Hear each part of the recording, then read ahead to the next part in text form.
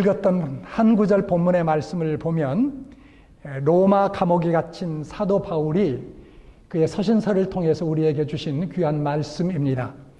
주 안에서 항상 기뻐하라. 내가 다시 말하노니 기뻐하라. 감옥에 갇힌 자들 뿐만 아니라 성도들을 향하여 왜 그토록 기뻐하라 라고 말씀하셨을까요? 자신 본인이 기뻐하지 않았더라면 남을 향하여 기뻐하라고 결코 말할 수 없을 것입니다. 자, 그런 상황을 놓고 보면 바울은 분명하게 감옥 중에 있었지만 기뻐했습니다. 그리고 또 우리를 향하여 오늘도 기뻐하라고 그렇게 말씀해주고 있습니다. 기쁨의 이유를 알고 각박한 세상 속에서 우리가 항상 즐겁고 기쁨을 누릴 수 있다면 얼마나 행복할까요? 기쁨의 이유를 세 가지로 우리가 생각해 볼 수 있겠습니다. 첫째로, 기쁨은 성령의 열매이기 때문입니다.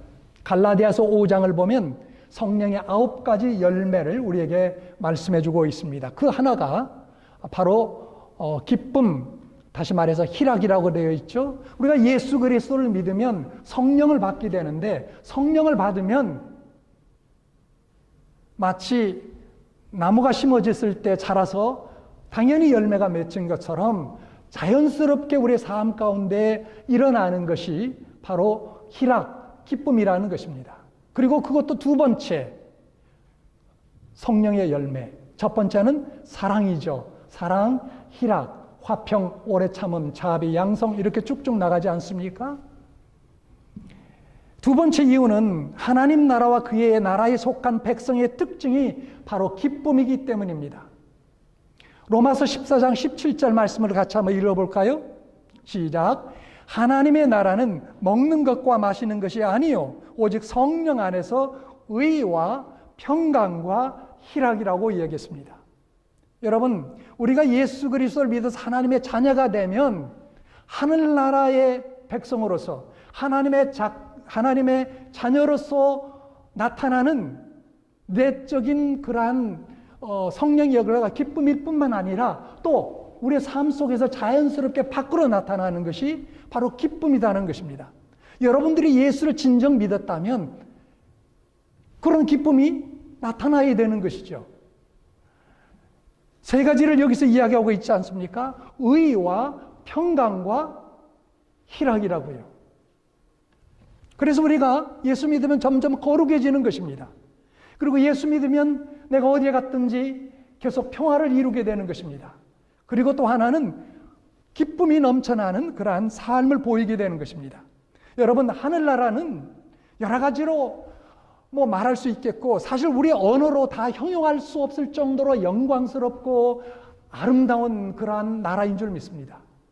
그러나 그 하늘나라의 특징이 뭐냐면 의와 평화와 그리고 기쁨이다라는 것이죠. 우리가 예수를 믿으면 그와 같은 모습들이 우리의 삶 속에서 나타나는 것이다라는 것입니다.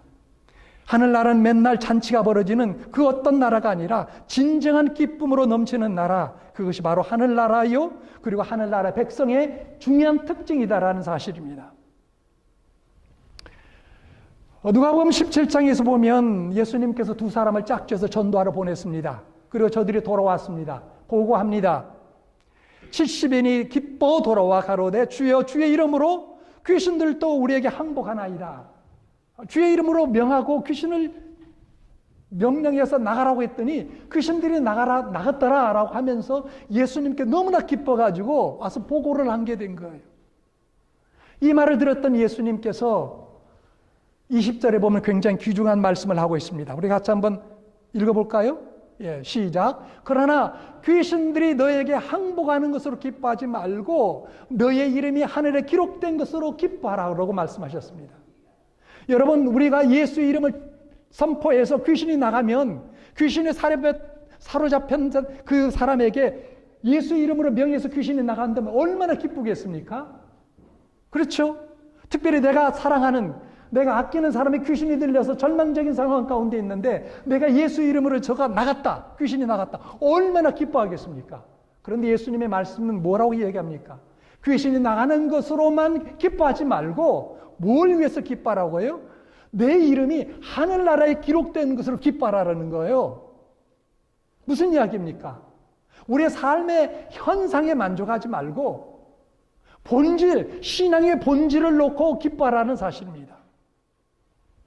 여러분, 사업 잘 된다고 기뻐합니까? 자식이 좋은 대학에 보냈다고 여러분 기뻐하나요? 내가 좀 다른 사람에 비해서 건강하다고 기뻐한다면 그것은 세상 사람들도 얼마든지 누릴 수 있는 기쁨이라는 거예요. 그것은 우리 그리스도인으로서 누릴 수 있는 기쁨 수준 이하라는 거예요. 뭘 가지고 기뻐하라고 얘기합니까? 본질을 가지고 기뻐하라는 거예요. 하나님 나라라는 본질, 하나님 나라의 백성이라는 본질을 놓고 기뻐하라고 하는 거예요. 마지막 하나 더 생각한다면 왜 기쁨이 우리의 믿는 사람 가운데 중요하냐면 복음 시작 자체가 바로 기쁨의 회복과 관련이 있기 때문입니다. 여러분, 복음이라는 그 말 원래 2000년 전에 헬라어로 기록되었을 때 그 헬라어로서 복음을 일컬어서 유한겔리온이라고 했습니다. 유한겔리온이라는 말은 원래 그 말의 그 핵심적인 의미는 즐겁다, 기쁘다, 혹은 희락이 넘치다라는 그런 의미를 가지고 있습니다.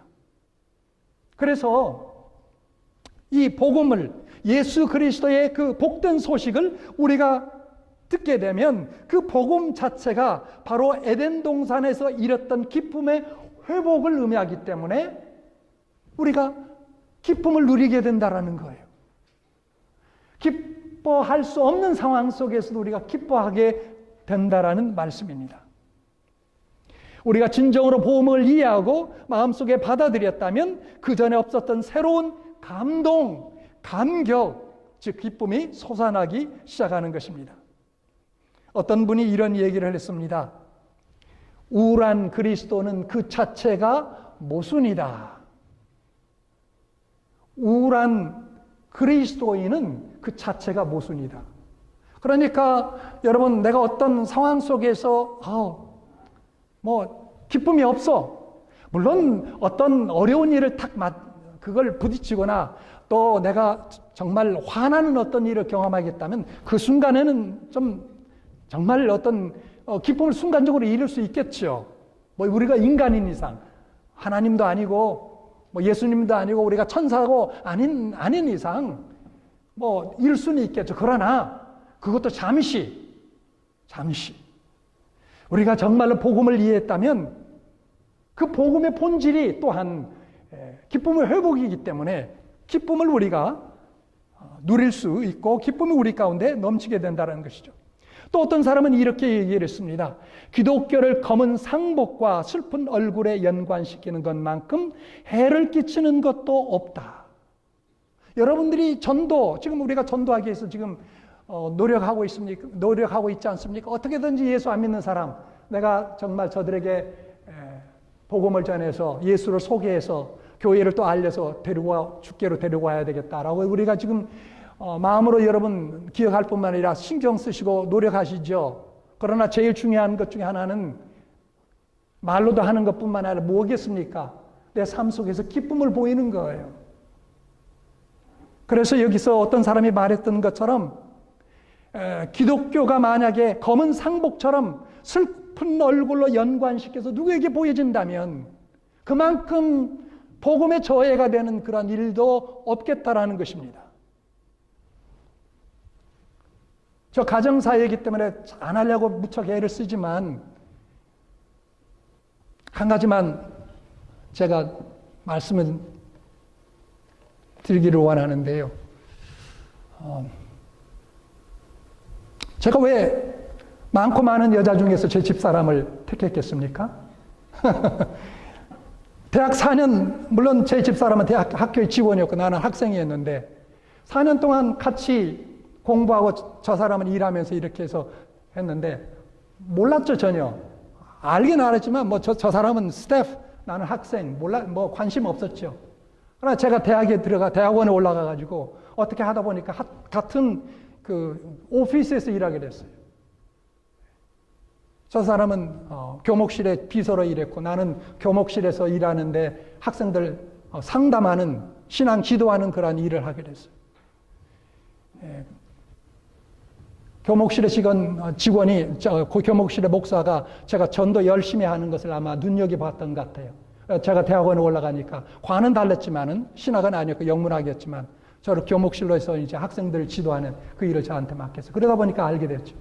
저 사람이 저를 왜 택했나 나중에 알아보니까 저 사람은 전도를 너무나 열심히 한다라는 거예요. 전도를 열심히 한다. 저는 왜 택했냐? 항상 웃는 거예요. 항상 웃는 거예요. 기뻐하는 거예요. 아직까지도 미스터리입니다. 신앙이 좋아서 기뻐했는지 아니면 천성적으로 기뻐하는지 아직도 잘 모르겠어요. 그런데 분명한 사실은 기뻐해요. 항상 웃는 것 같아요. 그게 너무나 저한테는 좋았어요. 어저께도 잠자다가 새벽녘인 것 같은데 제가 잠시 깨었던 것 같아요. 그때 잠꼬대를 하는 것 같아요.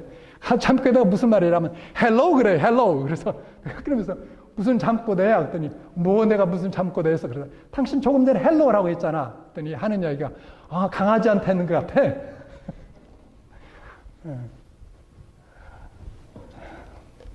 여러분, 하늘나라의 특징 기쁨입니다.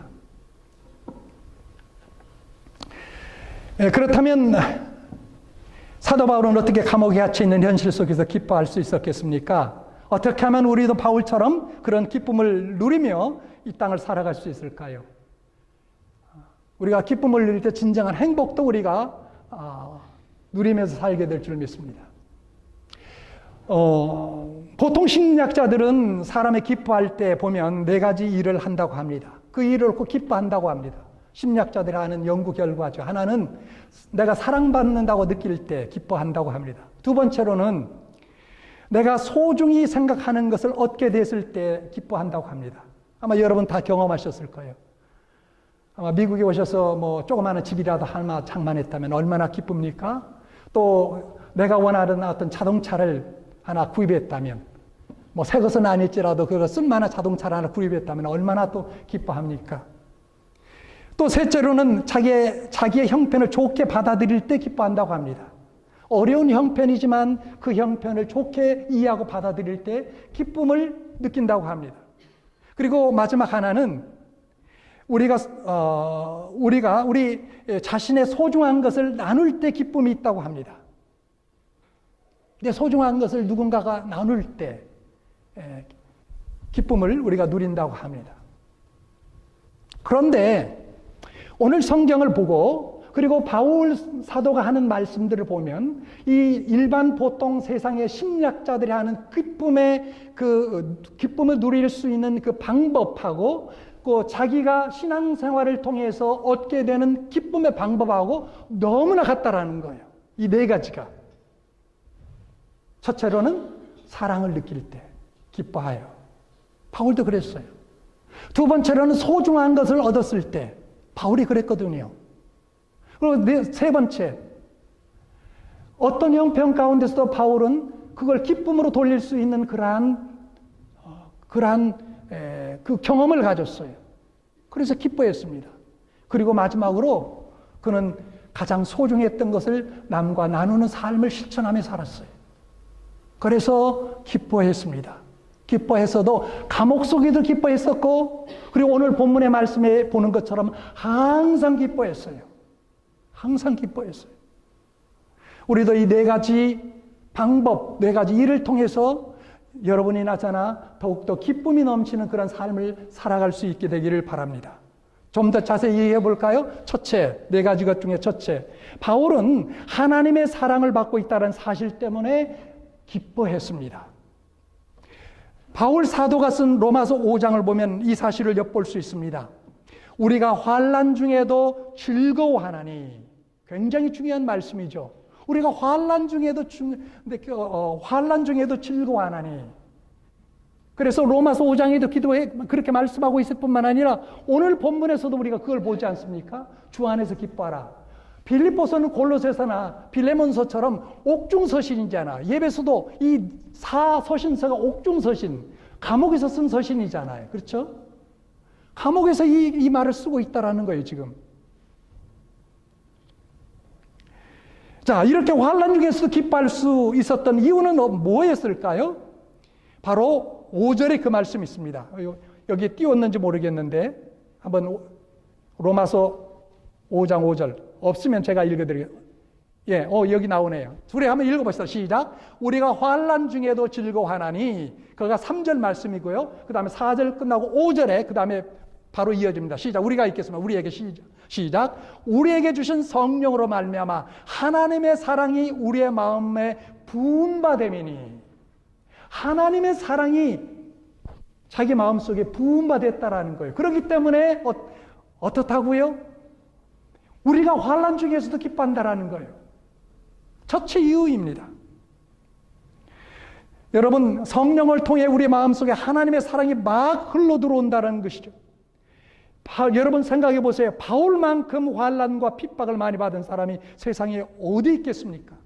그럼에도 불구하고 자신이 무한한 하나님의 사랑의 대상이라는 이런 사실 때문에 감옥에 갇히거나 매를 맞거나 타고 가던 배에서 파선을 당해서 죽을 그러한 위험성에 처하거나 바울은 항상 기뻐할 수 있었다는 것입니다. 여러분, 바울만 그렇겠습니까? 우리도 그렇지 않습니까?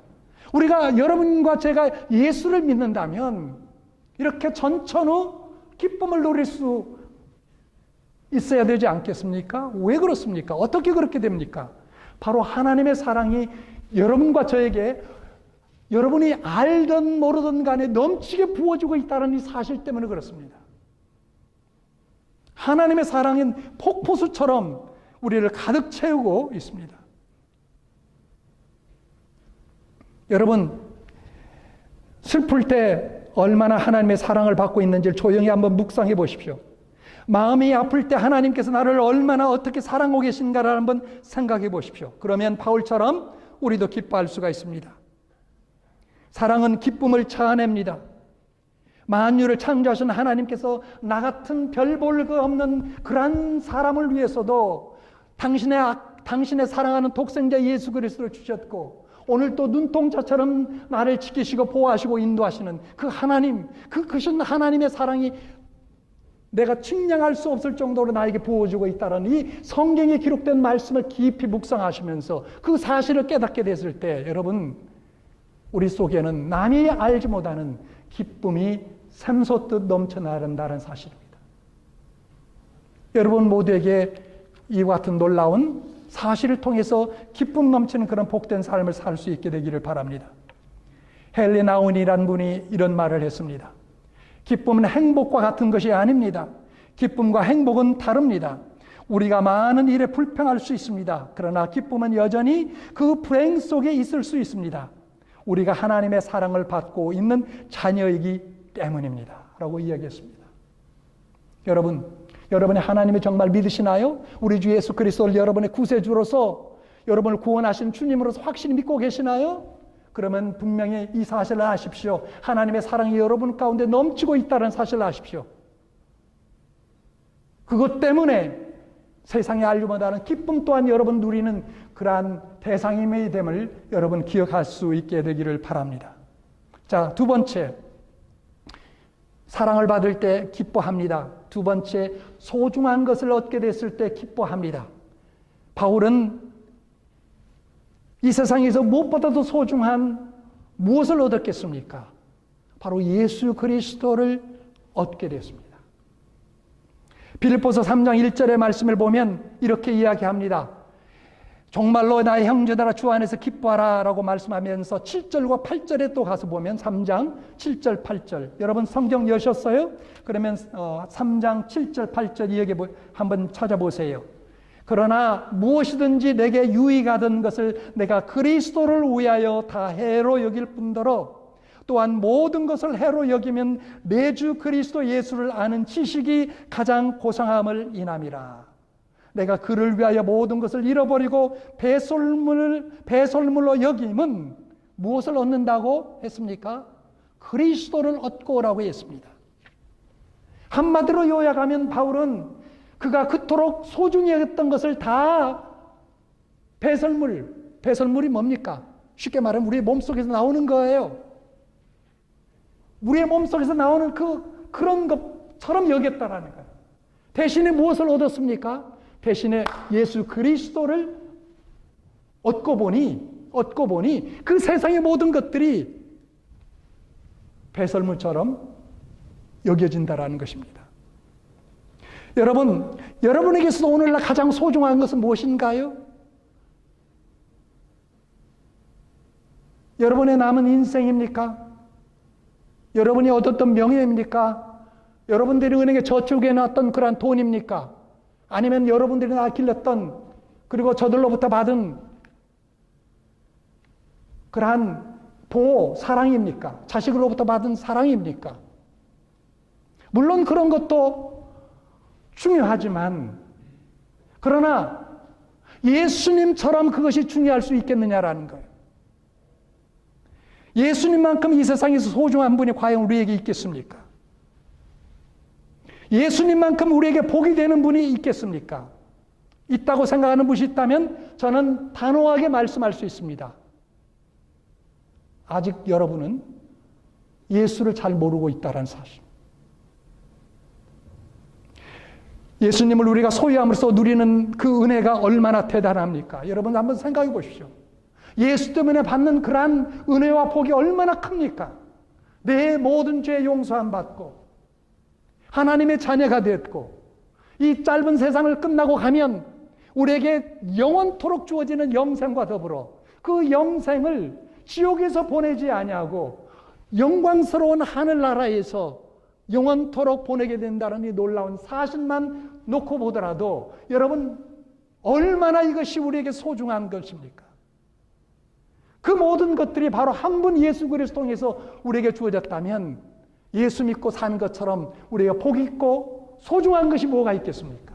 자, 이것을 생각하면 우리에게는 세상의 모든 것이 다 없어진다 할지라도 바울 경우처럼 그래도 기뻐할 수 있다라는 사실이에요. 그래도 감사하며 기뻐할 수 있다라는 것입니다. 하나님 사랑을 받을 때 기뻐하고 소중한 것을 얻을 때 기뻐하고요.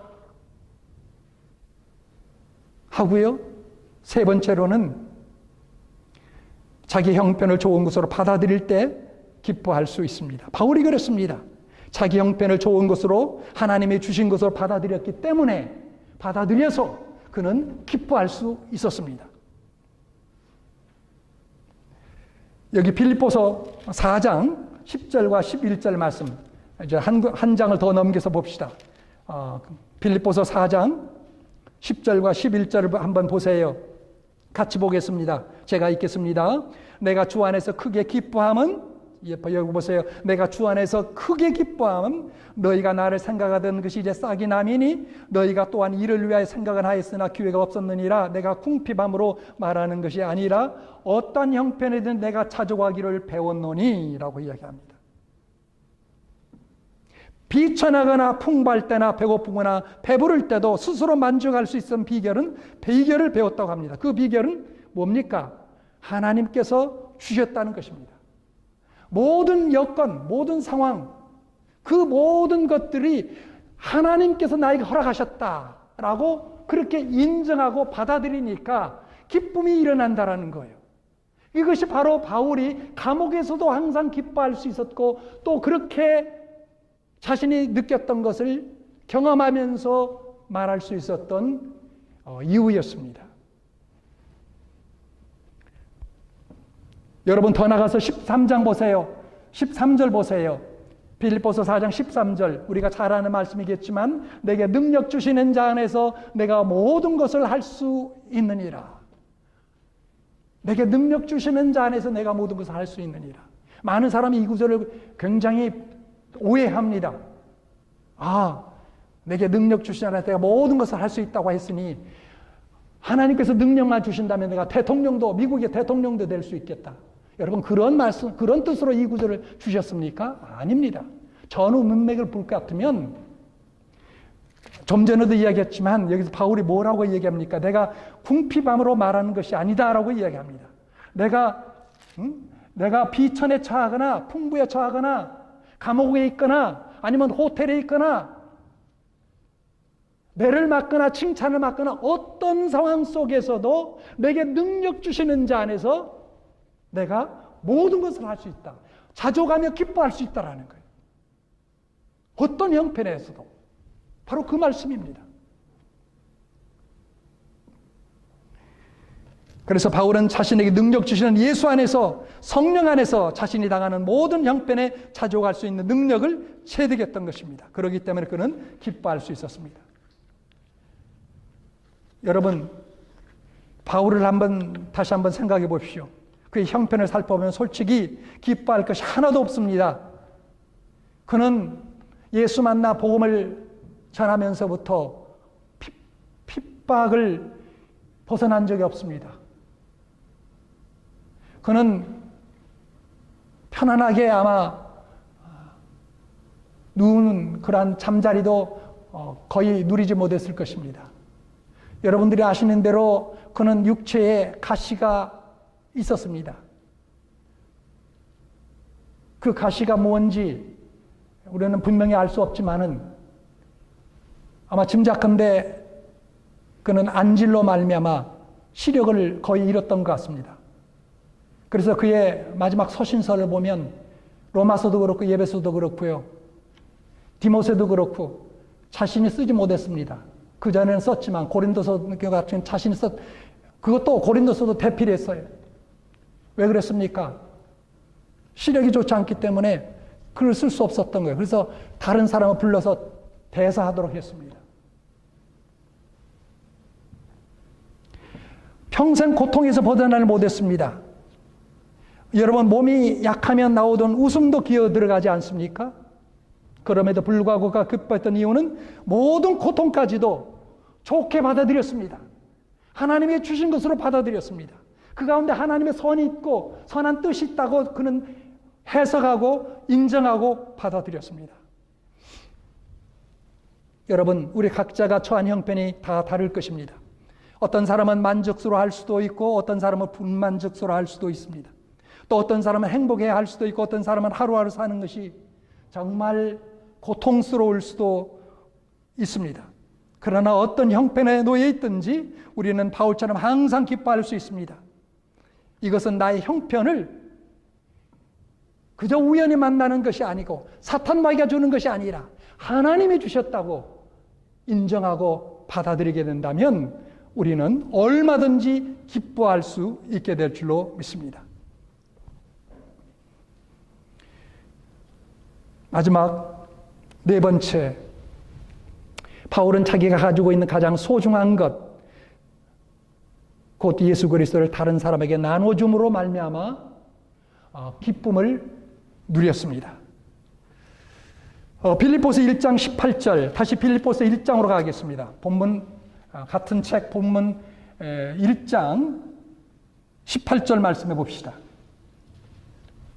18절 말씀 보세요. 그러면 무엇이뇨? 외모로 하나 참으로 하나 무슨 방도로 하든지 전파하는 것은 그리스도니 이로써 내가 기뻐하고 또한 기뻐하리라. 자, 뭘 놓고 바울은 기뻐한다고 합니까? 그리스도가 전파되는 그 사실을 보고 기뻐한다고 했습니다. 한 번이 아니고 기뻐하고 또한 기뻐한다. 뭘 놓고요? 그리스도가 전파되지는 그 사실을 놓고. 여러분, 이것을 이해하기 위해서 우리가 약간 배경이 필요합니다. 지금 현재 바울은 감옥에 갇혀 있었습니다. 감옥에 갇히기 전까지 그는 어디를 가든지 무엇을 하든지 항상 그리스도를 전파했습니다. 그런데 감옥에 갇히다 보니까 어떤 일이 벌어졌습니까? 과거처럼 자유가 억제되다 보니까 마음 놓고 복음을 전할 수 없었습니다. 답답했습니다. 너무나 답답했습니다. 그러던 가운데 소식이 들어왔는데 무슨 소식이냐면 자기가 옥에 갇히다 보니까 이미 예수를 믿었던 그러한 성도들이 그리고 바울의 제자들이 바울의 옥에 갇혔으니까 우리라도 나서서 열심히 전도해야 되지 않겠느냐라는 그러한 이야기들을 저들이 서로 주고받으면서 복음이 더 놀랍게 전파되더라는 것을 그가 듣게 됐습니다. 이 사실을 놓고 바울은 기뻐했습니다.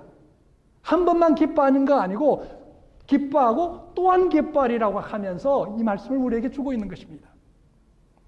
여러분, 예수를 전하는 것이 바울에겐 굉장한 기쁨이었습니다. 왜 그렇습니까? 내가 세상에서 내 인생 가운데 가장 소중한 것을 얻었고 그 가장 소중한 것이 또 다른 사람에게 가장 소중히 받아들여져야 될 때인데 그들에게도 받아진다라는 이 사실을 그가 깨닫고 기뻐했다라는 사실입니다. 사랑하는 여러분, 그렇지 않습니까? 우리가 우리에게나 다른 사람에게 예수님을 가장 소중한 존재로 생각한다면 그분을 다른 사람에게 전하고 나누는 것은 우리에게 기쁨을 안겨다주는 사실상 원천 중의 원천입니다. 왜 우리가 기쁨이 없습니까? 항상 우리의 관심사에만 매달리기 때문에 그렇지 않을까요? 그리스도로 말미암아 내가 구원을 얻고 영생을 얻었다면, 하나님의 사랑받는 그런 존재가 됐다면, 아직도 그리스도를 모르는 사람에게 그에게 전해서 그가 알게 됐다면, 여러분, 우리가 하늘로부터 누리는 기쁨이 얼마나 클까요? 사랑하는 여러분 한번 생각해 보십시오. 오늘 여러분의 기쁨이 있습니까? 답답함을 느낄 때 차라리 나가서 전도해 봅시오. 여러분에게 우라통 터지는 일이 있습니까?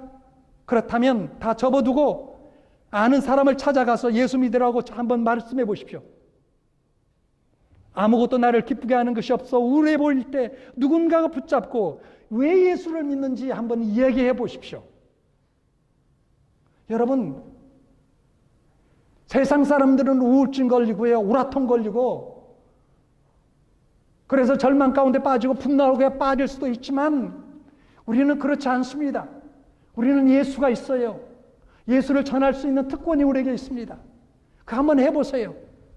그러면 우리의 삶 가운데 정신병, 그런 것은 애초에 있을 수도 없는 것이 우리 그리스도인의 삶의 은혜요 특권인 줄 믿습니다. 우리 자신도 모르게 마음속에서 기쁨이 넘치게 될 것입니다. 왜냐하면 내가 좋아하고 소중히 여기는 것을 남에게 나눠주면 거기에는 분명히 기쁨이 나오기 때문입니다. 여러분들이 혹 아시겠지만 제가 매주 복지원에 나가서 설교를 하고 예배를 인도하는 것이 벌써 2년 반 되었고요. 그리고 우리 교회에서 성경 통독 아카데미와 더불어 같이 영어 성경 클래스를 시작한 지도 벌써 2월 초부터니까 몇 개월 됐죠. 저는 금전적으로 나에게 들어오는 것은 한 푼도 없지만 피곤함에도 불구하고 왜 제가 이 일을 해왔습니까? 왜 기쁨이 제 가운데 있을까요? 내가 가장 소중히 여기는 하나님의 말씀, 내가 가장 소중히 여기는 예수 그리스도, 또 미국 땅에서 살아갈 때 필요로 한다는 가장 중요한 도구 중에 하나인 이 언어, 이것을 어떻게 하면 좀 나눌 수 있을까? 그런 생각 가운데 하다 보니까 하는 거예요, 그렇게. 여러분들에게 그리스도 외에 소중한 것 있습니까? 한번 나눠보세요. 나눔을 통해서 세상 사람들이 알지 못하는 하늘에 속한 그러한 기쁨을 여러분 누리게 될 줄로 믿습니다. 우리는 세상 사람들이 알지 못하는 놀라운 기쁨의 조건을 갖고 있습니다. 내가 소중히 여겼던 모든 것을 다 뺏긴다 할지라도 아무도 빼앗을 수 없는 기쁨의 조건들이 있다라는 거예요. 그것이 바로 복음이요, 그것이 바로 예수 그리스도요, 그것이 바로 내가 하나님의 자녀가 됐고 하늘나라 백성이 됐다라는 것이에요. 사랑하는 여러분, 오늘 여러분 다시 한번 기억하시고 여러분 내가 얼마나 기쁨을 누릴 수 있는가를 다시 한번 마음속에 깊이 받아들이고 기억하고 그렇게 실천하며 누리며 사는 여러분 될 수 있기를 다시 한번 주님의 이름으로 부탁을 드립니다. 여러분은 하나님의 놀라운 사랑받는 그러한 자녀입니다. 여러분들은 믿음으로 말미암아 예수 그리스도를 마음속에 모시고 사는 그러한 귀한 존재들입니다. 모든 형편을 하나님께서 선하신 뜻 가운데 주셨다라고 그렇게 인정하고 사실로 받아들일 수 있는 특권의 존재들입니다. 그리고 또한 남처럼 많은 것은 소유하고 있지 못하더라도 모든 사람들에게 필요로 하는, 가장 필요로 하는 예수 그리스도를 갖고 있고 그분을 나눌 수 있는 그러한 특권의 사람임을 기억하시고 이걸 통하여 기쁨 넘치는 바울처럼 옥중에서도 항상 기뻐할 수 있는, 그리고 행복할 수 있는 놀라운 그리스도인들이 다 될 수 있기를 주님의 이름으로 축원을 드립니다. 나의 주 사랑